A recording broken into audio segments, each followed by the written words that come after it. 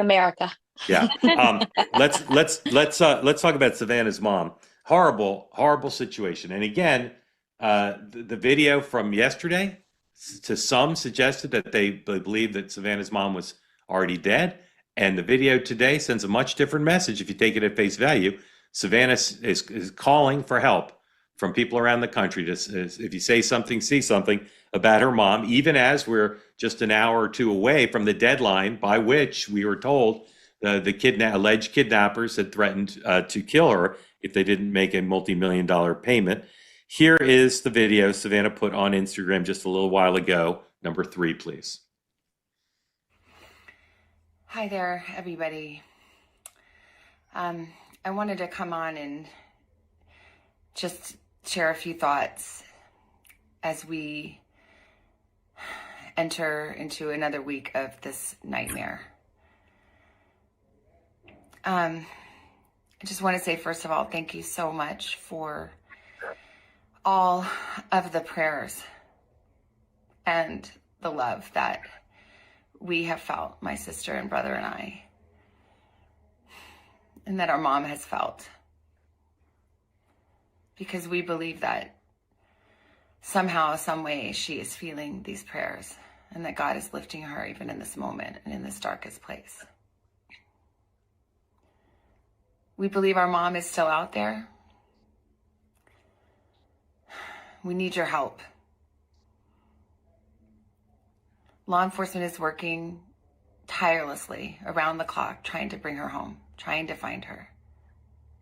She was taken and we don't know where. And we need your help. So I'm coming on just to ask you, not just for your prayers, but no matter where you are, even if you're far from Tucson, if you see anything, if you hear anything, if there's anything at all that seems strange to you, that you report to law enforcement. We are at an hour of desperation, and we need your help. So I will tell you that most everyone I know in law enforcement, most everyone I know aware of this situation, believes that Nancy Guthrie is already dead. That's what they believe, based on lots of different things. That's obviously not consistent with the message of that video. So it's a confusing situation, to say the least. Yemisi, thoughts on where this is right now, your knowledge, your instinct, your feelings about where we stand. It is hard to imagine an 84-year-old woman who needs a pacemaker taken in such a violent way and put in what I would assume are not luxurious or comfortable circumstances or an environment, and then that high stress of being separated from your family. It is hard to imagine somebody really of any health sustaining that kind of traumatic event and being in a healthy position or place. And so want to believe she's okay, want to believe that she's alive, but it feels as each day passes more doubtful. And then it's layered on with the confusion of enforcement checking into the sister and the brother-in-laws and the money that's being asked. And so to me, it feels like Savannah clinging to a faith that we all know. I mean, she wrote a book literally on her faith, clinging to that faith, this kind of creeping sense of reality and the circumstances coming in. Mary Margaret.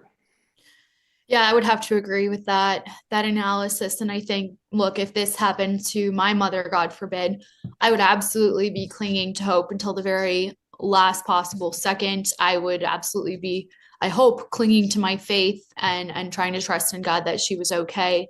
And look, I don't really know what other recourse Savannah has right now, right? She could either accept the gloomy predictions of law enforcement, which unfortunately are probably true, or she can have faith in God and hope and pray that her mother's okay. And, I think as a Christian, I would say if she finds out that her mother is not in fact alive, that doesn't mean that her faith in God is misplaced. But for now, it's very comforting for her, I'm sure, to continue to hope and to pray. Thank you both. Really beautifully and well stated, and both analytical and compassionate. So thank you for that. Um, it's just very confusing because there's a baseline question, which is there a theory of the case about what's happened amongst law enforcement and the family? Because nothing in their public statements really suggests a consistent theory of the case. Uh, uh, Savannah saying, she might be far from Tucson suggests one thing. Some of the ways they've searched in the last few days perhaps suggest another. Um, I will tell you that based on my instinct and what I know, that we're in for some surprises here, to some at least, some surprises to some. Last question about this is, as we monitor, and again, there may be developments while we're on during this hour, and we'll come back to it if there are. Yemisi, is the normal? I have been pleased as silver lining that the normal viciousness in America media has been largely set aside as this has been covered. It's been covered across the board with compassion, and part of that's affection for Savannah, but part of it, I think, is the country recognizes the tragedy here. Do you share my view that this so far has represented a setting aside of the normal dynamics? Yes, and I also think it speaks to what happens when people who feel like the DNA of America are impacted.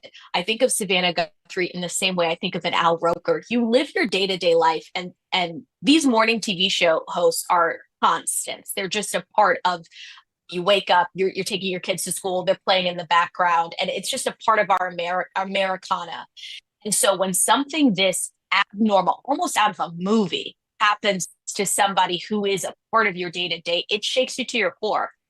I just think it falls outside of anything political, and it's been really beautiful to see all the different commentators talk about it because she's had such a long history in media. I'm sure you know her quite well, Mark. I mean, she's well, and it's beautiful to see how she was well respected just across the board, with any network, anybody who's come on and spoken about her, and also to see that she had such a close relationship with her mother. I do wonder if people, especially on morning TV shows, share their families will change. We know so much about the personal lives of a lot of these TV show hosts that we see every day. I do wonder how networks will shift those dynamics too.